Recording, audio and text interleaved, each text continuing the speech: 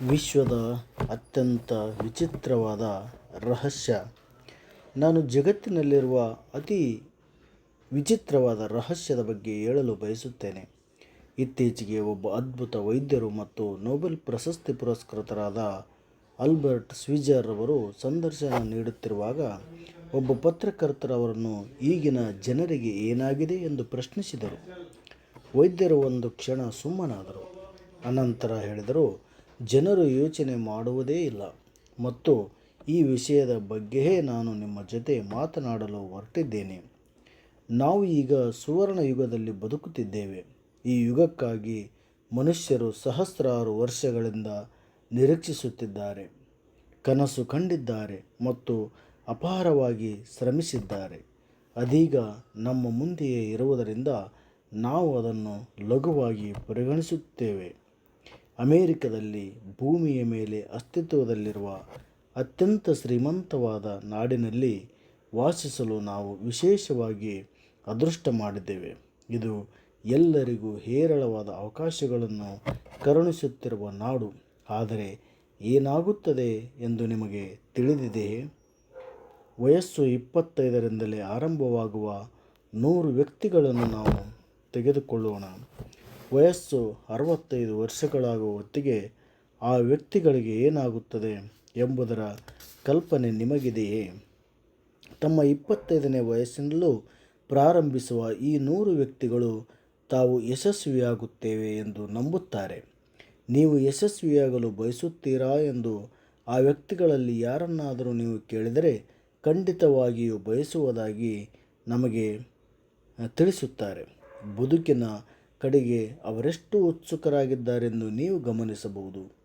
ಅವರ ಕಣ್ಣುಗಳಲ್ಲಿ ಹೊಳಪಿನ ಕಿಡಿಗಳಿದ್ದವು, ನಿಲುಮೆಯಲ್ಲಿ ಧೈರ್ಯವಿತ್ತು ಮತ್ತು ಬದುಕು ಅವರಿಗೆ ಆಸಕ್ತಿದಾಯಕ ಸಾಹಸದಂತೆ ತೋರಿತು. ಆದರೆ ಅವರು 65 ವರ್ಷಗಳಾಗುವ ವೇಳೆಗೆ ಒಬ್ಬರು ಶ್ರೀಮಂತರಾಗುತ್ತಾರೆ, 4 ಆರ್ಥಿಕವಾಗಿ ಸ್ವತಂತ್ರರಾಗಿರುತ್ತಾರೆ, 5 ಇನ್ನೂ ಕೆಲಸ ಮಾಡುತ್ತಿರುತ್ತಾರೆ, 54 ಜನ ಪ್ರಯತ್ನವನ್ನೇ ಕೈಬಿಟ್ಟಿರುತ್ತಾರೆ. ಈಗೊಂದು ಕ್ಷಣ ಯೋಚಿಸಿ, 100ರಲ್ಲಿ 5 ಮಾತ್ರ ಸಾಧನೆ ಮಾಡುತ್ತಾರೆ, ಉಳಿದ ಅಷ್ಟೊಂದು ಜನರೇಕೆ ವಿಫಲರಾಗುತ್ತಾರೆ? 25 ವರ್ಷದವರಿದ್ದಾಗ ಅವರಲ್ಲಿ ಹೊಳೆಯುತ್ತಿದ್ದ ಆ ಕಿಡಿ ಹೇಗೆ ಹಾರಿ ಹೋಯಿತು? ಕನಸುಗಳು, ಭರವಸೆಗಳು, ಯೋಜನೆಗಳು ಏನಾದವು? ಈ ವ್ಯಕ್ತಿಗಳು ಏನು ಮಾಡಲು ಉದ್ದೇಶಿಸಿದ್ದರು ಮತ್ತು ಅವರು ನಿಜವಾಗಿಯೂ ಸಾಧಿಸಿದ್ದೇನು? ಇವುಗಳ ನಡುವೆ ಅಷ್ಟು ದೊಡ್ಡ ವ್ಯತ್ಯಾಸ ಏಕಿದೆ? ಕೇವಲ 5% ಜನರು ಯಶಸ್ಸನ್ನು ಸಾಧಿಸುತ್ತಾರೆ ಎಂದು ನಾವು ಹೇಳುವಾಗ ಆ ಯಶಸ್ಸು ನಾವು ವ್ಯಾಖ್ಯಾನಿಸಬೇಕು. ಆ ವ್ಯಾಖ್ಯಾನವು ಇಲ್ಲಿದೆ. ಯೋಗ್ಯವಾದ ಆದರ್ಶವೊಂದರ ಪ್ರಗತಿಪರ ಸಾಕ್ಷಾತ್ಕಾರವೇ ಯಶಸ್ಸು ಎಂಬುದಾಗಿ ಪರಿಗಣಿತವಾಗಿದೆ. ಒಬ್ಬ ವ್ಯಕ್ತಿಯು ಪೂರ್ವ ನಿರ್ಧರಿತ ಗುರಿಯನ್ನು ಸಾಧಿಸಲು ಶ್ರಮಿಸುತ್ತಿದ್ದರೆ ಮತ್ತು ಅವನ ಗಮ್ಯ ಯಾವುದೆಂದು ತಿಳಿದಿದ್ದರೆ ಆ ಮನುಷ್ಯನು ಯಶಸ್ವಿಯಾಗುತ್ತಾನೆ. ಹಾಗೆ ಮಾಡಲು ಸಾಧ್ಯವಾಗದ ವ್ಯಕ್ತಿ ವಿಫಲನಾಗುತ್ತಾನೆ. ಯೋಗ್ಯವಾದ ಆದರ್ಶವೊಂದರ ಪ್ರಗತಿಪರ ಸಾಕ್ಷಾತ್ಕಾರವೇ ಯಶಸ್ಸು ಎಂಬುದಾಗಿ ಪರಿಗಣಿತವಾಗಿದೆ. ಹೆಸರಾಂತ ಮನೋವೈದ್ಯ ರೋಲೋ ಮೇ ಅವರು ಮ್ಯಾನ್ಸ್ ಸರ್ಚ್ ಫಾರ್ ಹಿಮ್ಸೆಲ್ಫ್, ತಮಗಾಗಿ ಮನುಷ್ಯನ ಹುಡುಕಾಟ ಎಂಬ ಕೃತಿಯನ್ನು ರಚಿಸಿದ್ದಾರೆ. ನಮ್ಮ ಸಮಾಜದಲ್ಲಿ ಧೈರ್ಯದ ವಿರುದ್ಧಾರ್ಥಕ ಪದ ಹೇಡಿತನವಲ್ಲ, ಅದು ಅನುಸರಣೆಯಾಗಿರುತ್ತದೆ ಎಂದು ಈ ಕೃತಿಯಲ್ಲಿ ಅವರು ಹೇಳುತ್ತಾರೆ. ಹಾಗೆ ನಿಮಗೆ ಈಗ ತೊಂದರೆ ಇರುವುದು ಇದರಲ್ಲೇ, ಅಂದರೆ ಅನುಸರಣೆಯಲ್ಲಿ. ತಾವು ಎಲ್ಲಿಗೆ ಹೋಗುತ್ತಿದ್ದೆವು ಮತ್ತು ಏಕೆ ಹೋಗುತ್ತಿದ್ದೆವು ಎಂದು ಅರಿಯದೆ ಜನರು ಇದರ ಸಾಮಾನ್ಯ ಜನರಂತೆ ವರ್ತಿಸುತ್ತಾರೆ. ಈಗ ಆ ಕುರಿತು ಯೋಚಿಸಿ. ಅಮೆರಿಕದಲ್ಲಿ ಇದೀಗ 65 ವರ್ಷ ಮತ್ತು ಅದಕ್ಕಿಂತ ಹೆಚ್ಚಿನ ವಯಸ್ಸಿನ 40 ದಶಲಕ್ಷ ಜನರಿದ್ದಾರೆ ಮತ್ತು ಈ 40 ದಶಲಕ್ಷ ಜನರಲ್ಲಿ ಸುಮಾರು 13 ದಶಲಕ್ಷ ಜನರು ಹತಾಶರಾಗಿ ಪ್ರಯತ್ನಗಳನ್ನು ಕೈಬಿಟ್ಟಿದ್ದಾರೆ. ಅವರು ಜೀವನದ ಅವಶ್ಯಕತೆಗಳಿಗಾಗಿ ಬೇರೆಯವರ ಮೇಲೆ ಅವಲಂಬಿತರಾಗಿದ್ದಾರೆ. ಈಗ ನಾವು 7 ವರ್ಷಗಳಾಗುವ ಹೊತ್ತಿಗೆ ಓದಲು ಕಲಿಯುತ್ತಾರೆ.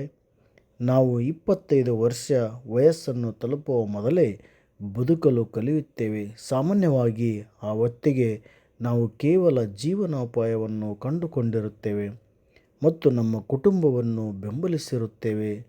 ಮುಂದೆ 65 ವರ್ಷದವರಾಗುವ ಹೊತ್ತಿಗೆ ಈವರೆಗೆ ತಿಳಿದಿರುವ ಶ್ರೀಮಂತ ನಾಡಿನಲ್ಲೂ ಆರ್ಥಿಕವಾಗಿ ಸ್ವತಂತ್ರರಾಗುವುದು ಹೇಗೆಂದು ನಾವು ಕಲಿತಿಲ್ಲ. ಏಕೆ ನಾವು ಅನುಸರಿಸುತ್ತೇವೆ ಅಲ್ಲದೆ ಮತ್ತೊಂದು ತೊಂದರೆ ಎಂದರೆ ನಾವು ತಪ್ಪಾದ ಶೇಕಡಾವಾರು ಗುಂಪಿನಂತೆ ವರ್ತಿಸುತ್ತಿದ್ದೇವೆ, ಅಂದರೆ ಯಶಸ್ವಿಯಾಗದ 95% ಜನರಂತೆ. ಈಗ ಈ ಜನರು ಏಕೆ ಅನುಸರಿಸುತ್ತಾರೆ? ಸರಿ, ಅವರಿಗೆ ನಿಜವಾಗಿಯೂ ತಿಳಿದಿಲ್ಲ. ತಮ್ಮ ಜೀವನವನ್ನು ಸಂದರ್ಭಗಳಿಂದ, ಅವರಿಗೆ ಸಂಭವಿಸಿದ ಸಂಗತಿಗಳಿಂದ, ಬಾಹ್ಯ ಶಕ್ತಿಗಳಿಂದ ರೂಪಿಸಲಾಗಿದೆ ಎಂದು ಈ ಜನರು ನಂಬುತ್ತಾರೆ. ಅವರು ಬಾಹ್ಯ ಶಕ್ತಿಗಳಿಂದ ನಿರ್ದೇಶಿತ ಜನರಿರುತ್ತಾರೆ. ಬಹಳಷ್ಟು ವ್ಯಕ್ತಿಗಳನ್ನು, ದುಡಿಯುವ ವ್ಯಕ್ತಿಗಳನ್ನು ಒಳಗೊಂಡು ಒಂದು ಸಮೀಕ್ಷೆಯನ್ನು ಒಂದು ಬಾರಿ ಮಾಡಲಾಯಿತು. ಆ ವ್ಯಕ್ತಿಗಳಿಗೆ ಈ ಪ್ರಶ್ನೆಯನ್ನು ಕೇಳಲಾಯಿತು: ನೀವೇಕೆ ಕೆಲಸ ಮಾಡುತ್ತೀರಿ? ಬೆಳಗ್ಗೆ ನೀವೇಕೆ ಎದ್ದೇಳುತ್ತೀರಿ? 20ರಲ್ಲಿ 19 ಜನರಿಗೆ ಈ ಬಗ್ಗೆ ಯಾವುದೇ ಕಲ್ಪನೆ ಇರಲಿಲ್ಲ. ನೀವು ಅವರನ್ನು ಕೇಳಿದರೆ ಎಲ್ಲರೂ ಬೆಳಗ್ಗೆ ಕೆಲಸಕ್ಕೆ ಹೋಗುತ್ತಾರೆ, ಎಲ್ಲರೂ ಅದನ್ನೇ ಮಾಡುವುದರಿಂದ ತಾವು ಮಾಡುತ್ತಿದ್ದೇವೆ ಎಂಬ ಕಾರಣವನ್ನು ಅವರು ಹೇಳುತ್ತಾರೆ. ಯಶಸ್ಸಿನ ವ್ಯಾಖ್ಯಾನ. ಈಗ ನಮ್ಮ ಯಶಸ್ಸಿನ ವ್ಯಾಖ್ಯಾನಕ್ಕೆ ಮರಳೋಣ. ಯಾರು ಯಶಸ್ವಿಯಾಗುತ್ತಾರೆ? ಯೋಗ್ಯವಾದ ಆದರ್ಶವನ್ನು ಹಂತ ಹಂತವಾಗಿ ಸಾಕ್ಷಾತ್ಕರಿಸಿಕೊಳ್ಳುವ ವ್ಯಕ್ತಿ ಮಾತ್ರ ಯಶಸ್ವಿಯಾಗುತ್ತಾನೆ. ಆ ವ್ಯಕ್ತಿ ನಾನು ಹೀಗೆ ಆಗುತ್ತೇನೆ ಎಂದು ಹೇಳುತ್ತಾನೆ ಮತ್ತು ತನ್ನ ಗುರಿಯನ್ನು ಸಾಧಿಸುವತ್ತ ಶ್ರಮಿಸಲು ಕ್ರಮವಹಿಸಲು ಪ್ರಾರಂಭಿಸುತ್ತಾನೆ. ಯಶಸ್ವಿ ವ್ಯಕ್ತಿಗಳು ಯಾರೆಂದು ನಾನು ನಿಮಗೆ ಹೇಳುತ್ತೇನೆ. ಶಾಲೆಯಲ್ಲಿ ಕಲಿಸುವ ಶಿಕ್ಷಕಿ ಯಶಸ್ಸಿಗೆ ಒಂದು ನಿದರ್ಶನ, ಏಕೆಂದರೆ ಮಾಡಲು ಅವರು ಬಯಸಿದ್ದು ಅದನ್ನೇ. ಮಡದಿಯೂ ತಾಯಿಯೂ ಆಗಿರುವ ಮಹಿಳೆಯು ಯಶಸ್ಸಿಗೆ ನಿದರ್ಶನವೇ ಆಗಿದ್ದಾರೆ, ಏಕೆಂದರೆ ತಾವು ಬಯಸಿದಂತೆ ಮಡದಿಯಾಗಿ ಮತ್ತು ತಾಯಿಯಾಗಿ ಅವರು ತಮ್ಮ ಕರ್ತವ್ಯವನ್ನು ಉತ್ತಮವಾಗಿ ನಿಭಾಯಿಸುತ್ತಿದ್ದಾರೆ. ಮೂಲೆಯಲ್ಲಿ ಗ್ಯಾಸ್ ಸ್ಟೇಷನ್ ಒಂದನ್ನು ನಡೆಸುವ ವ್ಯಕ್ತಿಯನ್ನು ಯಶಸ್ಸಿಗೆ ಹೆಸರಿಸಬಹುದು, ಏಕೆಂದರೆ ಅದನ್ನು ಮಾಡಲು ಅವರು ಬಯಸಿದ್ದರು. ಉನ್ನತ ದರ್ಜೆಯ ಮಾರಾಟಗಾರನಾಗಲು ಮತ್ತು ತನ್ನ ಸಂಸ್ಥೆಗಳನ್ನು ಕಟ್ಟಿ ಬೆಳೆಸಲು ಬಯಸಿದ ವ್ಯಕ್ತಿ ಯಶಸ್ವಿ ಮಾರಾಟಗಾರನಾದರೆ ಅದನ್ನು ಯಶಸ್ಸು ಎನ್ನಬಹುದು. ಉದ್ದೇಶಪೂರ್ವಕವಾಗಿ ಪೂರ್ವನಿರ್ಧರಿತ ಕೆಲಸವನ್ನು ಮಾಡುವ ಯಾರೇ ಆದರೂ ಯಶಸ್ವಿಯಾಗುತ್ತಾರೆ, ಏಕೆಂದರೆ ಅವರು ಉದ್ದೇಶಪೂರ್ವಕವಾಗಿ ಮಾಡಲು ನಿರ್ಧರಿಸಿದ್ದು ಅದನ್ನೇ.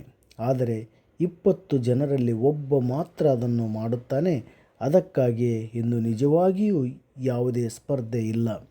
ನಮ್ಮ ಜೊತೆಗೆ ನಾವೇ ಸ್ಪರ್ಧಿಸದ ಹೊರತು ಸ್ಪರ್ಧೆ ಇರಲು ಸಾಧ್ಯವೇ ಇಲ್ಲ. ಸ್ಪರ್ಧಿಸುವ ಬದಲು ನಾವು ಸೃಷ್ಟಿಯನ್ನು ಮಾಡಬೇಕಾಗಿದೆ. ಮನುಷ್ಯನಿಗೆ ಏನಾಗುತ್ತದೆ ಎಂಬುದು ನಿರ್ಧರಿಸುವ ಕೀಲಿಯನ್ನು ಈಗ 20 ವರ್ಷಗಳಿಂದ ನಾನು ಹುಡುಕಿದೆ. ಭವಿಷ್ಯವನ್ನು ನಾವು ಬಹುಮಟ್ಟಿಗೆ ಮುನ್ಸೂಚಿಸುವ ಭರವಸೆಯನ್ನು ನೀಡುವಂಥ ಒಂದು ಕೀಲಿಯೂ ಇದೆಯೇ ಎಂದು ನಾನು ತಿಳಿದುಕೊಳ್ಳಲು ಬಯಸುತ್ತೇನೆ. ಯಶಸ್ವಿಯಾಗುವ ಒಬ್ಬ ವ್ಯಕ್ತಿಗೆ ಅಂಥ ಒಂದು ಕೀಲಿ ಕೈ ಇದೆಯೇ ಮತ್ತು ಅದನ್ನು ಹೇಗೆ ಬಳಸಬೇಕೆಂದು ಅವನಿಗೆ ಮಾತ್ರ ತಿಳಿದಿದೆಯೇ? ಸರಿ, ಅಂಥ ಕೀಲಿ ಇದೆ ಮತ್ತು ಅದು ನನಗೆ ಸಿಕ್ಕಿದೆ. ಕೆಲವು ವ್ಯಕ್ತಿಗಳು ಶ್ರಮವಹಿಸಿ ಮತ್ತು ಶ್ರದ್ಧೆಯಿಂದ ಕೆಲಸ ಮಾಡಿದರೂ ನಿರ್ದಿಷ್ಟವಾಗಿ ಏನನ್ನೂ ಸಾಧಿಸುವುದಿಲ್ಲ ಮತ್ತು ಇನ್ನೂ ಕೆಲವರು ಕಷ್ಟಪಟ್ಟು ಕೆಲಸ ಮಾಡುವಂತೆ ತೋರುವುದಿಲ್ಲ, ಆದರೂ ಎಲ್ಲವನ್ನೂ ಪಡೆಯುತ್ತಾರೆ. ಇದೇಕೆ ಎಂದು ನೀವು ಎಂದಾದರೂ ಅಚ್ಚರಿ ಪಟ್ಟಿದ್ದೀರಾ? ಅವರಿಗೆ ಒಂದು ಮಾಂತ್ರಿಕ ಸ್ಪರ್ಶವಿದೆ. ಯಾರೋ ಒಬ್ಬರ ಬಗ್ಗೆ ಹೀಗೆ ಹೇಳುವುದನ್ನು ನೀವು ಕೇಳಿರುತ್ತೀರಿ: ಅವರು ಮುಟ್ಟಿದ್ದೆಲ್ಲ ಬಂಗಾರವಾಗುತ್ತದೆ. ಯಶಸ್ಸನ್ನು ಸಾಧಿಸುವ ವ್ಯಕ್ತಿಯು ತನ್ನ ಯಶಸ್ಸಿನ ಪಯಣವನ್ನು ಮುಂದುವರಿಸುತ್ತಲೇ ಇರುವುದನ್ನು ನೀವು ಎಂದಾದರೂ ಗಮನಿಸಿದ್ದೀರಾ? ಮತ್ತೊಂದೆಡೆ ಒಬ್ಬ ವ್ಯಕ್ತಿಯು ಹೇಗೆ ವಿಫಲನಾಗುತ್ತಾ ಸಾಗುತ್ತಾನೆ ಎನ್ನುವುದನ್ನು ನೀವು ಗಮನಿಸಿದ್ದೀರಾ? ಇದಕ್ಕೆ ಕಾರಣ ಗುರಿಗಳು. ನಮ್ಮಲ್ಲಿ ಕೆಲವರು ಗುರಿಗಳನ್ನು ಹೊಂದಿದ್ದಾರೆ, ಇನ್ನು ಕೆಲವರು ಹೊಂದಿಲ್ಲ. ಗುರಿಗಳನ್ನು ಹೊಂದಿರುವ ಜನರು ಯಶಸ್ವಿಯಾಗುತ್ತಾರೆ, ಏಕೆಂದರೆ ತಾವೆತ್ತ ಸಾಗುತ್ತಿದ್ದೇವೆ ಎಂಬುದು ಅವರಿಗೆ ತಿಳಿದಿದೆ. ಈಗ ಬಂದರಿನಿಂದ ಹೊರಡುವ ಒಂದು ಹಡಗಿನ ಬಗ್ಗೆ ಯೋಚಿಸಿ ಮತ್ತು ಅದರ ಸಂಪೂರ್ಣ ಪ್ರಯಾಣದ ನಕ್ಷೆ ಮತ್ತು ಯೋಜನೆಯನ್ನು ಗಮನದಲ್ಲಿಟ್ಟುಕೊಂಡು ಯೋಚಿಸಿ. ಕ್ಯಾಪ್ಟನ್ ಮತ್ತು ಸಿಬ್ಬಂದಿಗಳಿಗೆ ಆ ಹಡಗು ಎಲ್ಲಿಗೆ ಹೋಗುತ್ತದೆ ಮತ್ತು ತನ್ನ ಪ್ರಯಾಣದಲ್ಲಿ ಎಷ್ಟು ಸಮಯ ತೆಗೆದುಕೊಳ್ಳುತ್ತದೆ ಎಂದು ನಿಖರವಾಗಿ ತಿಳಿದಿದೆ. ಅದಕ್ಕೊಂದು ನಿರ್ದಿಷ್ಟ ಗುರಿ ಇದೆ. 10,000ರಲ್ಲಿ 9,999 ಬಾರಿ ತನ್ನ ಗಮ್ಯವನ್ನು ತಲುಪುತ್ತದೆ. ಈಗ ಮೊದಲಿನ ಹಡಗಿನಂತೆ ಇರುವ ಮತ್ತೊಂದು ಹಡಗನ್ನು ನಾವು ತೆಗೆದುಕೊಳ್ಳೋಣ, ಆದರೆ ಇದರಲ್ಲಿ ಸಿಬ್ಬಂದಿ ಇರಬಾರದು ಅಥವಾ ಚುಕ್ಕಾಣಿಯ ನಾಯಕನಿರಬಾರದು. ಅದಕ್ಕೆ ಯಾವುದೇ ಗುರಿಯನ್ನು ನೀಡದಿರೋಣ. ಗುರಿ ಇಲ್ಲ, ಗಮ್ಯವಿಲ್ಲ. ನಾವು ಎಂಜಿನ್ ಚಾಲು ಮಾಡುತ್ತೇವೆ ಮತ್ತು ಆ ಹಡಗನ್ನು ಚಲಿಸಲು ಬಿಡುತ್ತೇವೆ. ಬಂದರಿನಿಂದ ಹೊರಬಂದರೆ ಅದು ಒಂದು ಮುಳುಗುತ್ತದೆ ಅಥವಾ ನಿರ್ಜನವಾದ ಸಮುದ್ರ ತೀರದಲ್ಲಿ ಗಾಳಿಯಲ್ಲಿ ತೇಲಾಡುತ್ತದೆ ಎಂಬ ನನ್ನ ಹೇಳಿಕೆಯನ್ನು ನೀವು ಒಪ್ಪುತ್ತೀರಿ ಎಂದು ನಾನು ಭಾವಿಸುತ್ತೇನೆ. ಈ ಹಡಗು ಯಾವುದೇ ಸ್ಥಳಕ್ಕೆ ಹೋಗಲು ಸಾಧ್ಯವಿಲ್ಲ, ಏಕೆಂದರೆ ಅದಕ್ಕೆ ಯಾವುದೇ ಗಮ್ಯಸ್ಥಾನವಿಲ್ಲ, ಮಾರ್ಗದರ್ಶನವೂ ಇಲ್ಲ. ಮಾನವನ ವಿಷಯದಲ್ಲೂ ಅಷ್ಟೇ. ಉದಾಹರಣೆಗೆ, ಮಾರಾಟಗಾರರನ್ನು ತೆಗೆದುಕೊಳ್ಳಿ.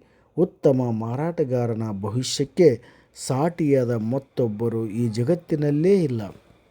ಮಾರಾಟದಲ್ಲಿ ನಾವು ಉತ್ತಮರಾಗಿದ್ದರೆ ಮತ್ತು ನಾವೆಲ್ಲಿಗೆ ಹೋಗುತ್ತಿದ್ದೇವೆ ಎಂದು ನಮಗೆ ತಿಳಿದಿದ್ದರೆ, ಮಾರಾಟವು ವಿಶ್ವದಲ್ಲಿ ಅತಿ ಹೆಚ್ಚು ಸಂಭಾವನೆ ಪಡೆಯುವ ವೃತ್ತಿಯಾಗಿದೆ. ಪ್ರತಿ ಕಂಪನಿಗೆ ಉನ್ನತ ದರ್ಜೆಯ ಮಾರಾಟಗಾರರ ಅಗತ್ಯವಿದೆ ಮತ್ತು ಅಂಥ ಯಶಸ್ವಿ ವ್ಯಕ್ತಿಗಳಿಗೆ ಅದು ಪುರಸ್ಕಾರ ನೀಡುತ್ತದೆ. ಅವರಿಗೆ ಆಕಾಶವೇ ಮಿತಿಯಾಗಿರುತ್ತದೆ. ಆದರೆ ಅಂತಹ ಎಷ್ಟು ಜನರನ್ನು ನೀವು ಹುಡುಕಬಹುದು? ಬಲಶಾಲಿಗಳನ್ನು ಗೆಲ್ಲುವುದನ್ನು ತಡೆಯಲಿಕ್ಕಲ್ಲ, ಆದರೆ ದುರ್ಬಲರು ಸೋಲದಂತೆ ತಡೆಯಲು ಮಾನವ ಜನಾಂಗವು ನಿರ್ಧರಿಸಿದೆ ಎಂದು ಯಾರೋ ಒಮ್ಮೆ ಹೇಳಿದರು. ಅಮೆರಿಕದ ಇಂದಿನ ಆರ್ಥಿಕತೆಯನ್ನು ಯುದ್ಧದ ಸಮಯದ ಬೆಂಗಾವಲು ಪಡೆಗೆ ಹೋಲಿಸಬಹುದು. ನಿಧಾನವಾಗಿ ಹಡಗು ತನ್ನ ರಚನೆಯಲ್ಲಿ ಉಳಿಯಲು ಅನುಮತಿಸುವಷ್ಟೇ ವೇಗದಲ್ಲಿ ಹೋಗಬೇಕಾದ ಅನಿವಾರ್ಯದಲ್ಲಿ ಸಿಲುಕಿದ ಬೆಂಗಾವಲು ಪಡೆಯಂತೆ ಸಂಪೂರ್ಣ ಆರ್ಥಿಕತೆಯು ತನ್ನ ದುರ್ಬಲ ಕೊಂಡಿಯೊಂದನ್ನು ರಕ್ಷಿಸಲು ನಿಧಾನಗೊಳ್ಳುತ್ತದೆ. ಅದಕ್ಕಾಗಿಯೇ ಜೀವನೋಪಾಯವನ್ನು ಕಂಡುಕೊಳ್ಳುವುದು ಇಂದು ತುಂಬ ಸುಲಭವಾಗಿದೆ. ಇಂದು ಜೀವನೋಪಾಯವನ್ನು ಕಂಡುಕೊಳ್ಳಲು ಮತ್ತು ಕುಟುಂಬವನ್ನು ಬೆಂಬಲಿಸಲು ಯಾವುದೇ ನಿರ್ದಿಷ್ಟ ಬುದ್ಧಿಶಕ್ತಿ ಅಥವಾ ಪ್ರತಿಭೆಯ ಅಗತ್ಯವಿಲ್ಲ. ಆದ್ದರಿಂದ ಪ್ರತಿಯೊಬ್ಬರೂ ಹುಡುಕುತ್ತಿರುವುದು ಅದನ್ನೇ ಆಗಿದ್ದರೆ, ನಾವು ಭದ್ರತೆ ಎಂದು ಕರೆಯಲಾಗುವ ಪ್ರಸ್ಥಭೂಮಿಯನ್ನು ಹೊಂದಿದ್ದೇವೆ. ಆದರೆ ಈ ಪ್ರಸ್ಥಭೂಮಿಯ ಮೇಲೆ ನಾವು ಎಷ್ಟು ಎತ್ತರಕ್ಕೆ ಗುರಿ ಇಡಬೇಕೆಂದು ನಾವೇ ನಿರ್ಧರಿಸಬೇಕು. ಈಗ ಪ್ರಪಂಚದ ಅತ್ಯಂತ ವಿಚಿತ್ರ ರಹಸ್ಯದತ್ತ ತಿರುಗಿ ನೋಡೋಣ. ನಾನು ಇಂದು ನಿಮಗೆ ಹೇಳಲು ಬಯಸಿದ ಕತೆ ಇದೆ. ಗುರಿಗಳನ್ನು ಹೊಂದಿರುವ ವ್ಯಕ್ತಿಗಳು ಜೀವನದಲ್ಲಿ ಏಕೆ ಯಶಸ್ವಿಯಾಗುತ್ತಾರೆ ಮತ್ತು ಗುರಿಗಳಿಲ್ಲದ ವ್ಯಕ್ತಿಗಳೇಕೆ ವಿಫಲರಾಗುತ್ತಾರೆ? ಸರಿ, ನಾನು ನಿಮಗೊಂದು ವಿಷಯ ಹೇಳುತ್ತೇನೆ. ನೀವು ಅದನ್ನು ನಿಜವಾಗಿಯೂ ಅರ್ಥ ಮಾಡಿಕೊಂಡರೆ ಅದು ತಕ್ಷಣವೇ ನಿಮ್ಮ ಜೀವನವನ್ನು ಬದಲಾಯಿಸುತ್ತದೆ. ನಾನು ನಿಮಗೆ ಹೇಳಲು ಹೊರಟಿರುವುದನ್ನು ನೀವು ಸಂಪೂರ್ಣವಾಗಿ ಅರ್ಥ ಮಾಡಿಕೊಂಡರೆ ಈ ಕ್ಷಣದಿಂದ ನಿಮ್ಮ ಜೀವನವು ಮತ್ತೆಂದೂ ಇದೇ ರೀತಿ ಇರುವುದಿಲ್ಲ. ಅದೃಷ್ಟವು ನಿಮ್ಮತ್ತ ಆಕರ್ಷಿತವಾಗುತ್ತದೆ ಎಂದು ಹಠಾತ್ತಾಗಿ ನೀವು ಕಂಡುಕೊಳ್ಳುತ್ತೀರಿ. ನೀವು ಬಯಸಿದ ವಿಷಯಗಳು ಸಾಲುಗಟ್ಟಿ ಬರುತ್ತಿರುವಂತೆ ತೋರುತ್ತದೆ ಮತ್ತು ಹಿಂದಿನಿಂದ ನಿಮಗೆ ಸಮಸ್ಯೆಗಳು, ಚಿಂತೆಗಳು, ಬಹುಶಃ ನೀವು ಮೊದಲು ಅನುಭವಿಸಿದ ಆತಂಕದ ಭಾವನೆಗಳು ಇರುವುದಿಲ್ಲ. ಸಂದೇಹ, ಭಯ ಮುಂತಾದವುಗಳು ಇತಿಹಾಸದ ಪುಟ ಸೇರುತ್ತವೆ. ಯಶಸ್ಸು ಮತ್ತು ವೈಫಲ್ಯದ ಎರಡು ಕೀಲಿ ಕೈಗಳು ಇಲ್ಲೇ ಇವೆ. ನಾವು ಏನು ಯೋಚಿಸುತ್ತೇವೆಯೋ ಅದೇ ಆಗುತ್ತೇವೆ. ಈಗ ಅದನ್ನು ಪುನರುಚ್ಚರಿಸುತ್ತೇನೆ. ನಾವು ಏನು ಯೋಚಿಸುತ್ತೇವೋ ಅದೇ ಆಗುತ್ತದೆ. ಇತಿಹಾಸದ ಉದ್ದಕ್ಕೂ ಮಹಾಮೇಧಾವಿಗಳು ಮತ್ತು ಶಿಕ್ಷಕರು, ತತ್ವಜ್ಞಾನಿಗಳು ಮತ್ತು ಪ್ರವಾದಿಗಳು ಹಲವು ವಿಷಯಗಳಲ್ಲಿ ಪರಸ್ಪರ ಒಪ್ಪಿಕೊಂಡಿದ್ದಾರೆ. ಆದರೂ ಈ ಒಂದು ವಿಷಯದಲ್ಲಿ ಮಾತ್ರ ಅವರು ಸಂಪೂರ್ಣ ಮತ್ತು ಸರ್ವಾನುಮತದ ಅಂಗೀಕಾರವನ್ನು ಹೊಂದಿದ್ದಾರೆ. ರೋಮ್ನ ಮಹಾಚಕ್ರವರ್ತಿ ಮಾರ್ಕಸ್ ಅರೇಲಿಯಸ್ ಹೇಳಿದ್ದನ್ನು ಕೇಳಿ, ಮನುಷ್ಯನ ಜೀವನವನ್ನು ಅವನ ಆಲೋಚನೆಗಳೇ ರೋಮನ್ ಎಂದು ಅವರು ಹೇಳಿದ್ದಾರೆ. ಡಿಸ್ರೇಲಿ ಹೀಗೆ ಹೇಳಿದ್ದಾನೆ: ಮನುಷ್ಯನು ಅವಕಾಶಗಳಿಗೆ ಕಾಯುತ್ತಿದ್ದರೆ ಮಾತ್ರ ಎಲ್ಲವೂ ಅವನತ್ತ ಬರುತ್ತದೆ. ಸುದೀರ್ಘವಾದ ಧ್ಯಾನದ ಮೂಲಕ ನಾನು ಈ ಒಂದು ನಿರ್ಣಯಕ್ಕೆ ತಲುಪಿದ್ದೇನೆ. ಘನವಾದ ಉದ್ದೇಶವನ್ನು ಹೊಂದಿರುವ ಮನುಷ್ಯನು ಅದನ್ನು ಸಾಧಿಸಲು ಮತ್ತು ನೆರವೇರಿಸಿಕೊಳ್ಳಲು ತನ್ನ ಅಸ್ತಿತ್ವವನ್ನು ಪಣಕ್ಕಿಡುವ ಇಚ್ಛೆಯನ್ನು ವ್ಯಕ್ತಪಡಿಸುವಲ್ಲಿ ಅದನ್ನು ವಿರೋಧಿಸುವ ಶಕ್ತಿ ಯಾವುದಕ್ಕೂ ಇಲ್ಲ. ಮನುಷ್ಯನು ದಿನವಿಡೀ ಏನನ್ನು ಯೋಚಿಸುತ್ತಾನೋ ಹಾಗೆಯೇ ಆಗುತ್ತಾನೆ ಎಂದು ರಾಲ್ಫ್ ವಾಲ್ಡೋ ಎಮರ್ಸನ್ ಹೇಳಿದರು. ಯದ್ಭಾವಂ ತದ್ಭವತಿ ಎನ್ನುತ್ತಾರಲ್ಲ, ಹಾಗೆ. ವಿಲಿಯಂ ಜೇಮ್ಸ್ ಉಲ್ಲೇಖವನ್ನು ಗಮನಿಸೋಣ. ಮಾನವರು ತಮ್ಮ ಮನಸ್ಸಿನ ಪರಿವರ್ತನೆಗಳನ್ನು ಬದಲಾಯಿಸುವ ಮೂಲಕ ತಮ್ಮ ಜೀವನವನ್ನು ಪರಿವರ್ತಿಸಿಕೊಳ್ಳಬಹುದು ಎಂಬುದು ನನ್ನ ಪೀಳಿಗೆಯ ಶ್ರೇಷ್ಠ ಆವಿಷ್ಕಾರವಾಗಿದೆ. ಅವರು ಹೀಗೆ ಹೇಳಿದ್ದಾರೆ: ಪ್ರಶ್ನಾರ್ಹವಾದ ವಿಷಯವು ನಿಜವೋ ಎಂಬಂತೆ ನಮ್ಮ ನಿಜ ಜೀವನದ ಜೊತೆಗೆ ಸಂಪರ್ಕವನ್ನು ಬೆಳೆಸಿಕೊಳ್ಳುವ ಮೂಲಕ ಅದು ಎಂದಿಗೂ ತಪ್ಪಾಗದಂತೆ ನಿಜವಾಗುವಂತೆ ಮಾಡಲು ನಾವು ಪ್ರಧಾನ ಚಿತ್ತದಿಂದಲೇ ಕಾರ್ಯನಿರ್ವಹಿಸಬೇಕಾಗುತ್ತದೆ. ಇದು ಅಭ್ಯಾಸ ಮತ್ತು ಭಾವನೆಗಳೊಂದಿಗೆ ಎಷ್ಟು ಹೆಣೆದುಕೊಂಡಿದೆ ಎಂದರೆ ಅದರಲ್ಲಿ ನಮ್ಮ ಆಸಕ್ತಿಯು ನಂಬಿಕೆಯನ್ನು ರೂಪಿಸುತ್ತದೆ. ಅವರು ಇದನ್ನು ಹೇಳಿದರು: ನೀವು ಫಲಿತಾಂಶಕ್ಕಾಗಿ ಸಾಕಷ್ಟು ಕಾಳಜಿ ವಹಿಸಿದರೆ ನೀವು ಹೆಚ್ಚು ಕಡಿಮೆ ಅದನ್ನು ಖಚಿತಪಡಿಸಿಕೊಳ್ಳುತ್ತೀರಿ. ನೀವು ಶ್ರೀಮಂತರಾಗಲು ಬಯಸಿದರೆ ನೀವು ಹಣವಂತರಾಗಿರುತ್ತೀರಿ. ನೀವು ಕಲಿಯಲು ಬಯಸಿದರೆ ನೀವು ಜ್ಞಾನಿಯಾಗುವಿರಿ. ನೀವು ಒಳ್ಳೆಯವರಾಗಬೇಕೆಂದು ಬಯಸಿದರೆ ನೀವು ಒಳ್ಳೆಯವರಾಗಿರುತ್ತೀರಿ. ನೀವು ಮಾತ್ರ ಈ ವಿಷಯವನ್ನು ನಿಜವಾಗಿಯೂ ಬಯಸಬೇಕು ಮತ್ತು ಅವುಗಳನ್ನು ಪ್ರತ್ಯೇಕವಾಗಿ ಬಯಸಬೇಕು ಮತ್ತು ಅದೇ ಸಮಯದಲ್ಲಿ ಇತರರ 100 ಹೊಂದಾಣಿಕೆಯ ಸಂಗತಿಗಳನ್ನು ಬಯಸಲೇಬಾರದು. ನೀವು ಓದುವ ಬೈಬಲ್ನಲ್ಲಿ ಮಾರ್ಕ್ 9:23ರಲ್ಲಿ ನೀನು ನಂಬಲು ಸಾಧ್ಯವಾದರೆ ನಂಬುವವನಿಗೆ ಎಲ್ಲವೂ ಸಾಧ್ಯ. ಡಾಕ್ಟರ್ ನಾರ್ಮನ್ ವಿನ್ಸೆಂಟ್ ಪೀಲೆ ಹೇಳಿದರು: ಇದು ವಿಶ್ವದ ಶ್ರೇಷ್ಠ ಕಾನೂನುಗಳಲ್ಲಿ ಒಂದು. ನಾನು ತುಂಬ ಸಣ್ಣವನಿದ್ದಾಗಲೇ ಅದನ್ನು ತಿಳಿದುಕೊಳ್ಳಬೇಕಿತ್ತೆಂದು ನಾನು ಉತ್ಸಾಹದಿಂದ ಹೇಳಲು ಬಯಸುತ್ತೇನೆ. ಇದು ಜೀವನದಲ್ಲಿ ಬಹಳ ವಿಳಂಬವಾಗಿ ನನ್ನಲ್ಲಿ ಮೂಡಿತು. ಅದು ನನ್ನ ಶ್ರೇಷ್ಠ ಆವಿಷ್ಕಾರದಲ್ಲಿದ್ದರೂ ದೇವರೊಂದಿಗಿನ ನನ್ನ ಸಂಬಂಧದ ಹೊರತಾಗಿ ಅದು ಶ್ರೇಷ್ಠವಾದದ್ದು ಎಂದು ನಾನು ಕಂಡುಕೊಂಡೆ. ಈ ಶ್ರೇಷ್ಠವಾದ ನಿಯಮವು ಸಂಕ್ಷಿಪ್ತವಾಗಿ ಮತ್ತು ಸರಳವಾಗಿ ಒಂದು ವಿಷಯವನ್ನು ಹೇಳಿದೆ. ಅದೆಂದರೆ, ನೀವು ಋಣಾತ್ಮಕವಾಗಿ ಯೋಚಿಸಿದರೆ ನೀವು ನಕಾರಾತ್ಮಕ ಫಲಿತಾಂಶಗಳನ್ನೇ ಪಡೆಯುತ್ತೀರಿ. ನೀವು ಸಕಾರಾತ್ಮಕವಾಗಿ ಯೋಚಿಸಿದರೆ ನೀವು ಸಕಾರಾತ್ಮಕ ಫಲಿತಾಂಶಗಳನ್ನು ಸಾಧಿಸುವಿರಿ. ಅಭ್ಯುದಯ ಮತ್ತು ಯಶಸ್ಸಿನ ಬೆರಗುಗೊಳಿಸುವ ನಿಯಮದ ಆಧಾರದಲ್ಲಿರುವ ಸರಳ ಸತ್ಯ ಅದು ನಂಬಿ ಮತ್ತು ಯಶಸ್ವಿಯಾಗಿ ಎಂಬುದು ಕೇವಲ 3 ಪದಗಳಲ್ಲಿ ಅದನ್ನು ವ್ಯಾಖ್ಯಾನಿಸಬಹುದು. ವಿಲಿಯಂ ಶೇಕ್ಸ್ಪಿಯರ್ ಈ ರೀತಿ ಹೇಳಿದ್ದಾರೆ: ನಮ್ಮ ಅನುಮಾನಗಳೇ ನಮಗೆ ದ್ರೋಹವನ್ನು ಉಂಟುಮಾಡುತ್ತವೆ ಮತ್ತು ಪ್ರಯತ್ನಿಸಲು ಭಯಪಡುವ ಮೂಲಕ ನಾವು ಗೆಲ್ಲಬಹುದಾದ ಒಳ್ಳೆಯದನ್ನು ಕಳೆದುಕೊಳ್ಳುವಂತೆ ಮಾಡುತ್ತವೆ. ಜಾರ್ಜ್ ಬರ್ನಾರ್ಡ್ ಶಾ ಹೇಳಿದರು: ಜನರು ಯಾವಾಗಲೂ ತಾವು ಈಗ ಏನಾಗಿದ್ದಾರೋ ಅದಕ್ಕೆ ತಮ್ಮ ಪರಿಸ್ಥಿತಿಗಳೇ ಕಾರಣವೆಂದು ದೂರುತ್ತಾರೆ.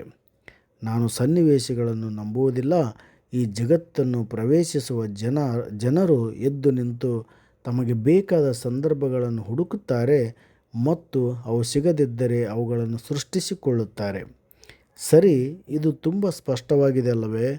ಮತ್ತು ಜನರು ಇದನ್ನು ಕಂಡುಹಿಡಿದ ಪ್ರತಿಯೊಬ್ಬ ವ್ಯಕ್ತಿಯು ಇದನ್ನು ಸಾಧಿಸುವಲ್ಲಿ ತಾನೇ ಮೊದಲಿಗ ಎಂದು ಸ್ವಲ್ಪ ಹೊತ್ತು ನಂಬಿದ್ದರು. ನಾನು ಏನು ಯೋಚಿಸುತ್ತೇವೋ ಅದೇ ಆಗುತ್ತವೆ.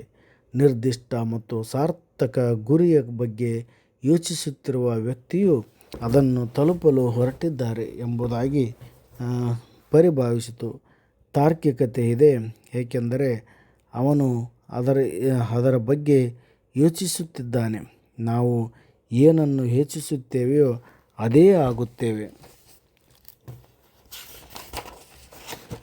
ಇದಕ್ಕೆ ವ್ಯತಿರಿಕ್ತವಾಗಿ ಯಾವುದೇ ಗುರಿ ಇಲ್ಲದ, ತಾನು ಯಾವ ಕಡೆಗೆ ಹೋಗುತ್ತಿದ್ದೇನೆ ಎಂದು ತಿಳಿದಿಲ್ಲದ ಮತ್ತು ಆ ಕಾರಣಕ್ಕಾಗಿ ಅವರ ಯೋಚನೆಗಳು ಗೊಂದಲ, ಆತಂಕ, ಭಯ ಮತ್ತು ಚಿಂತೆಗಳಿಂದ ಕೂಡಿರುವ ವ್ಯಕ್ತಿ ಕೂಡ ತಾನು ಏನು ಯೋಚಿಸುತ್ತಾನೋ ಅದೇ ಆಗುತ್ತಾನೆ. ಅವನ ಜೀವನ ಹತಾಶೆಯ, ಭಯ, ಆತಂಕ ಮತ್ತು ಚಿಂತೆಗಳಿಂದ ಕೂಡಿರುತ್ತದೆ. ಆದರೆ ಅವನು ಯಾವುದರ ಬಗ್ಗೆಯೂ ಯೋಚಿಸದಿದ್ದರೆ ಅವನು ಏನೂ ಆಗುವುದಿಲ್ಲ. ಈಗ ಅದು ಹೇಗೆ ಕೆಲಸ ಮಾಡುತ್ತದೆ? ನಾವು ಯೋಚಿಸುತ್ತಿರುವ ರೀತಿಯಲ್ಲೇ ನಮ್ಮ ವ್ಯಕ್ತಿತ್ವ ರೂಪುಗೊಳ್ಳುವುದಕ್ಕೆ ಅದು ಹೇಗೆ ಕಾರ್ಯನಿರ್ವಹಿಸುತ್ತದೆ ಎಂಬುದನ್ನು ನಮಗೆ ತಿಳಿದಿರುವಂತೆ ನಾನು ನಿಮಗೆ ಹೇಳುತ್ತೇನೆ. ಈಗ ಇದನ್ನು ಮಾಡಲು ಮಾನವನ ಮನಸ್ಸಿಗೆ ಸಮಾನಾಂತರವಾಗಿರುವ ಪರಿಸ್ಥಿತಿಯ ಬಗ್ಗೆ ನಾನು ನಿಮಗೆ ಹೇಳಲು ಬಯಸುತ್ತೇನೆ. ಒಬ್ಬ ರೈತನಿಗೆ ಸ್ವಲ್ಪ ಭೂಮಿ ಇತ್ತು. ಅದು ತುಂಬ ಫಲವತ್ತಾದ ಜಮೀನೆಂದು ನಾವು ಭಾವಿಸೋಣ. ಈಗ ಈ ಭೂಮಿ ರೈತನಿಗೆ ಒಂದು ಆಯ್ಕೆಯನ್ನು ನೀಡುತ್ತದೆ. ಅವನು ಆ ಭೂಮಿಯಲ್ಲಿ ಏನು ಬೇಕಾದರೂ ಬಿತ್ತಬಹುದು ಅಥವಾ ನೆಡಬಹುದು. ಭೂಮಿಗೆ ಚಿಂತೆ ಇಲ್ಲ. ನಿರ್ಧಾರ ಮಾಡುವುದು ರೈತನಿಗೆ ಬಿಟ್ಟದ್ದು. ನೆನಪಿರಲಿ, ನಾವು ಮಾನವನ ಮನಸ್ಸು ಭೂಮಿಯೊಂದಿಗೆ ಹೋಲಿಸುತ್ತಿದ್ದೇವೆ, ಏಕೆಂದರೆ ಮನಸ್ಸು ಕೂಡ ಭೂಮಿಯಂತೆಯೇ ಇರುತ್ತದೆ. ಅದರಲ್ಲಿ ನೀವು ಏನನ್ನು ನೆಡುತ್ತೀರೋ ಮನಸ್ಸು ಅದನ್ನು ಲೆಕ್ಕಿಸುವುದಿಲ್ಲ. ನೀವು ನೆಟ್ಟದ್ದನ್ನೇ ಅದು ನಿಮಗೆ ಹಿಂತಿರುಗಿಸುತ್ತದೆ, ಆದರೆ ನೀವು ನೆಟ್ಟದ್ದನ್ನು ಅದು ಲೆಕ್ಕಿಸುವುದಿಲ್ಲ. ಈಗ ರೈತನ ಕೈಯಲ್ಲಿ 2 ಬೀಜಗಳಿವೆ ಎಂದು ಹೇಳೋಣ. ಒಂದು ಜೋಳದ ಬೀಜ, ಇನ್ನೊಂದು ರಾತ್ರಿ ನೆರಳು. ಅಂದರೆ ಸೊಲೊಮನ್ ಕುಲದ ಒಂದು ಮಾರಣಾಂತಿಕ ವಿಷಕರ ಸಸ್ಯವಿಶೇಷ. ಅವನು ಭೂಮಿಯಲ್ಲಿ 2 ಸಣ್ಣ ರಂಧ್ರಗಳನ್ನು ಅಗೆಯುತ್ತಾನೆ ಮತ್ತು ಅವುಗಳನ್ನು 2 ಬೀಜಗಳನ್ನು ನೆಡುತ್ತಾನೆ. ಒಂದು ಜೋಳದ, ಇನ್ನೊಂದು ರಾತ್ರಿ. ಸೊಲೊಮನ್ ರೈತ ರಂಧ್ರಗಳನ್ನು ಮುಚ್ಚುತ್ತಾನೆ, ಆ ಬೀಜಗಳಿಗೆ ನೀರುಣಿಸುತ್ತಾನೆ, ಭೂಮಿಯ ಕಾಳಜಿಯನ್ನು ವಹಿಸುತ್ತಾನೆ. ಆಗ ಏನಾಗುತ್ತದೆ? ಯಾವುದೇ ವ್ಯತ್ಯಾಸವಿಲ್ಲದೆ ರೈತ ಏನು ಬಿತ್ತಿದ್ದಾನೋ ಅದನ್ನೇ ಭೂಮಿ ಅವನಿಗೆ ಹಿಂತಿರುಗುತ್ತದೆ. ಬೈಬಲ್ನಲ್ಲಿ ಬರೆದಿರುವಂತೆ ನೀವೇನು ಬಿತ್ತುವಿರೋ ಅದೇ ಬೆಳೆಯನ್ನು ಪಡೆಯುವಿರಿ. ಭೂಮಿ ಚಿಂತೆ ಮಾಡುವುದಿಲ್ಲ ಎಂಬುದು ನೆನಪಿರಲಿ. ಇದು ಜೋಳದಂತೆ ಅದ್ಭುತವಾದ ಸಮೃದ್ಧಿಯಲ್ಲಿ ವಿಷಯವನ್ನು ಹಿಂತಿರುಗಿಸುತ್ತದೆ. ಅದೇ ರೀತಿ 2 ಸಸ್ಯಗಳು ಮೊಳಕೆಯೊಡೆಯುತ್ತವೆ, ಒಂದು ಜೋಳ, ಒಂದು ವಿಷ. ಈಗ ಮಾನವನ ಮನಸ್ಸು ಭೂಮಿಗಿಂತ ಹೆಚ್ಚು ಫಲವತ್ತಾಗಿದೆ, ನಂಬಲಾಗದಷ್ಟು ನಿಗೂಢವೂ ಆಗಿದೆ. ಆದರೆ ಮನಸ್ಸು ಮತ್ತು ಭೂಮಿ ಎರಡೂ ಒಂದೇ ರೀತಿಯಲ್ಲಿ ಕಾರ್ಯನಿರ್ವಹಿಸುತ್ತವೆ. ನಾವು ಏನು ನೆಡುತ್ತೇವೆ ಎಂಬುದು ಭೂಮಿಗೆ ಮುಖ್ಯವಲ್ಲ, ಚಿಂತೆಯ ವಿಷಯವೂ ಅಲ್ಲ. ಯಶಸ್ಸೇ ವೈಫಲ್ಯವೇ, ಒಂದು ನಿರ್ದಿಷ್ಟ ಮೌಲ್ಯಯುತ ಗುರಿ ಅಥವಾ ಗೊಂದಲ, ತಪ್ಪು ತಿಳುವಳಿಕೆ, ಭಯ, ಆತಂಕ, ಇನ್ನು ಮುಂತಾದವುಗಳು. ಆದರೆ ಬಿತ್ತಿದಂತೆ ಬೆಳೆ ಎಂಬಂತೆ ನಾವು ನೆಟ್ಟದ್ದನ್ನೇ ಭೂಮಿ ಹಾಗೂ ಮನಸ್ಸು ನಮಗೆ ಮರಳಿಸುತ್ತದೆ. ನೀವು ನೋಡಿ, ಭೂಮಿಯಲ್ಲಿ ಅನ್ವೇಷಿಸಲು ಇನ್ನೂ ಬಾಕಿ ಇರುವ ಅತಿದೊಡ್ಡ ಖಂಡ ಎಂದರೆ ಮಾನವನ ಮನಸ್ಸೇ ಆಗಿದೆ. ಇದು ನಮ್ಮ ಹುಚ್ಚು ಕನಸುಗಳನ್ನು ಮೀರಿದ ಸಂಪತ್ತನ್ನು ತನ್ನ ಗರ್ಭದೊಳಗೆ ಬಿಚ್ಚಿಕೊಂಡಿದೆ. ನಾವು ನೆಡಲು ಬಯಸುವ ಯಾವುದನ್ನಾದರೂ ಅದು ಹಿಂತಿರುಗಿಸುತ್ತದೆ. ಈಗ ನೀವು ಹೇಳಬಹುದು, ಅದು ನಿಜವಾಗಿದ್ದರೆ ಜನರು ತಮ್ಮ ಮನಸ್ಸನ್ನು ಏಕೆ ಹೆಚ್ಚಾಗಿ ಬಳಸಬಾರದು? ಅವರು ಅದಕ್ಕೂ ಉತ್ತರವನ್ನು ಕಂಡುಕೊಂಡಿದ್ದಾರೆ ಎಂದು ನಾನು ಭಾವಿಸಿದ್ದೇನೆ. ಹುಟ್ಟುವಾಗ ನಮ್ಮ ಮನಸ್ಸು ಪ್ರಮಾಣಿತ ಸಾಧನವಾಗಿರುತ್ತದೆ, ಅದು ಉಚಿತವಾಗಿರುತ್ತದೆ. ಹೀಗೆ ನಮಗೆ ಉಚಿತವಾಗಿ ನೀಡಲಾದ ಯಾವುದೇ ವಸ್ತುವಿಗೆ ನಾವು ಕೂಡ ಮೌಲ್ಯ ತುಂಬ ಕಡಿಮೆ ಇರುತ್ತದೆ. ನಾವು ಹಣವನ್ನು ಪಾವತಿಸಿ ಖರೀದಿಸುವ ವಸ್ತುಗಳು ನಮಗೆ ಮೌಲ್ಯಯುತವಾಗಿ ಕಾಣುತ್ತವೆ. ವಿರೋಧಾಭಾಸವೆಂದರೆ ನಾವು ಏನು ಭಾವಿಸುತ್ತೇವೆಯೋ ಅದಕ್ಕೆ ವಿರುದ್ಧವಾಗಿರುವುದು ನಿಜವಾಗಿರುತ್ತದೆ. ಜೀವನದಲ್ಲಿ ನಿಜವಾಗಿಯೂ ಉಪಯುಕ್ತವಾದ ಎಲ್ಲವೂ ನಮಗೆ ಉಚಿತವಾಗಿ ಬಂದವು. ನಮ್ಮ ಮನಸ್ಸು, ನಮ್ಮ ಆತ್ಮ, ನಮ್ಮ ದೇಹ, ನಮ್ಮ ಭರವಸೆಗಳು, ನಮ್ಮ ಕನಸುಗಳು, ನಮ್ಮ ಮಹತ್ವಾಕಾಂಕ್ಷೆಗಳು, ನಮ್ಮ ಬುದ್ಧಿವಂತಿಕೆ, ಕುಟುಂಬ ಮತ್ತು ಮಕ್ಕಳು, ಸ್ನೇಹಿತರ ಮೇಲಿನ ನಮ್ಮ ಪ್ರೀತಿ, ಈ ಎಲ್ಲ ಬೆಲೆಬಾಳುವ ಆಸ್ತಿಗಳು ಉಚಿತವಾಗಿ ಸಿಕ್ಕವು. ಆದರೆ ನಮಗೆ ಹಣವನ್ನು ಖರ್ಚು ಮಾಡುವ ವಸ್ತುಗಳು ನಿಜವಾಗಿಯೂ ತುಂಬ ಅಗ್ಗವಾಗಿವೆ ಮತ್ತು ಯಾವುದೇ ಸಮಯದಲ್ಲಿ ಅವುಗಳನ್ನು ಬದಲಾಯಿಸಬಹುದು. ಒಳ್ಳೆಯ ಮನುಷ್ಯನನ್ನು ಸಂಪೂರ್ಣವಾಗಿ ಅಳಿಸಿ ಹಾಕಬಹುದು, ಮತ್ತೊಬ್ಬರನ್ನು ಅದೃಷ್ಟವಂತರನ್ನಾಗಿ ಮಾಡಬಹುದು. ಅವನು ಇದನ್ನು ಹಲವಾರು ಬಾರಿ ಮಾಡಬಹುದು. ನಮ್ಮ ಮನೆ ಸುಟ್ಟು ಹೋದರೂ ನಾವು ಅದನ್ನು ಮರುನಿರ್ಮಾಣ ಮಾಡಬಹುದು, ಆದರೆ ಯಾವುದೇ ಬೆಲೆಯನ್ನು ನೀಡದೆ ನಾವು ಪಡೆದ ವಸ್ತುಗಳನ್ನು ನಾವು ಎಂದಿಗೂ ಬದಲಾಯಿಸಲು ಸಾಧ್ಯವಿಲ್ಲ. ಮಾನವನ ಮನಸ್ಸನ್ನು ನಾವು ಲಘುವಾಗಿ ತೆಗೆದುಕೊಳ್ಳುವುದರಿಂದ ಅದನ್ನು ಬಯಸಲಾಗುವುದಿಲ್ಲ. ಸಲಿಗೆಯು ತಿರಸ್ಕಾರವನ್ನು ಉಂಟುಮಾಡುತ್ತದೆ. ನಾವು ಯೋಜಿಸುವ ಯಾವುದೇ ರೀತಿ ಕೆಲಸವನ್ನು ಮನಸ್ಸು ಮಾಡಬಹುದು, ಆದರೆ ಸಾಮಾನ್ಯವಾಗಿ ಹೇಳುವುದಾದರೆ ನಾವು ದೊಡ್ಡ ಪ್ರಮುಖ ಕೆಲಸಗಳ ಬದಲಿಗೆ ಚಿಕ್ಕ ಕೆಲಸಗಳಿಗೆ ಅದನ್ನು ಬಯಸುತ್ತೇವೆ. ನಮ್ಮಲ್ಲಿ ಹೆಚ್ಚಿನವರು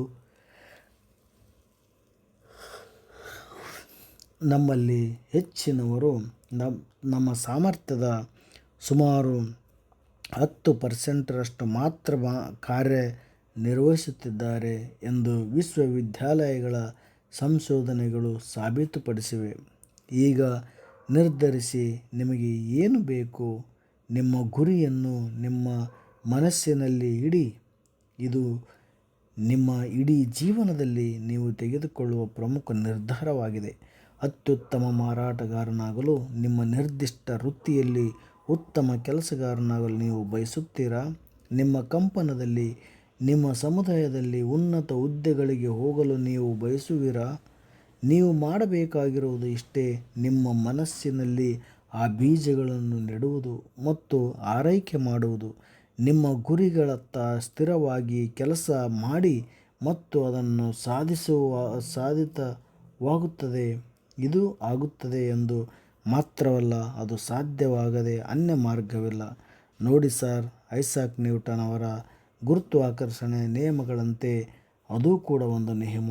ನೀವೊಂದು ಕಟ್ಟಡದ ಮೇಲೇರಿ ಜಿಗಿದರೆ ನೀವು ಯಾವಾಗಲೂ ಕೆಳಗೆ ಬೀಳುತ್ತೀರಿ. ಜಿಗಿದವರು ಎಂದಿಗೂ ಮೇಲಕ್ಕೆ ಏರುವುದಿಲ್ಲ.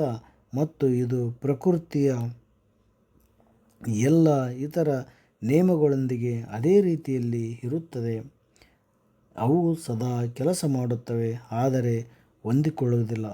ನಮ್ಮ ಯುಗವನ್ನು ಫಿನೋಬಾರ್ಬಿಟಲ್ ಯುಗ ಎಂದು ಕರೆಯುತ್ತದೆ. ಇದು ಹಣ್ಣುಗಳು ಮತ್ತು ನರಗಳ ವೈಫಲ್ಯದಿಂದ ಬಳಲುತ್ತಿರುವವರ ವಯಸ್ಸು. ವೈದ್ಯಕೀಯ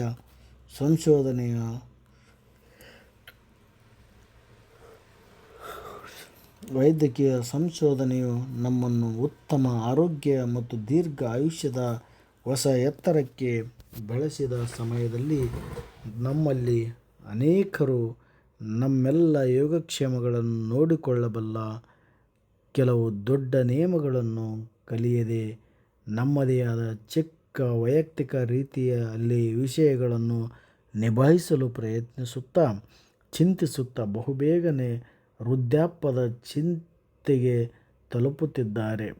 ಈ ವಿಷಯಗಳನ್ನು ನಾವು ನಮ್ಮ ಅಭ್ಯಾಸದ ಆಲೋಚನಾ ವಿಧಾನದಿಂದ ನಮ್ಮ ಮೇಲೆ ಹೇರಿಕೊಳ್ಳುತ್ತಿದ್ದೇವೆ.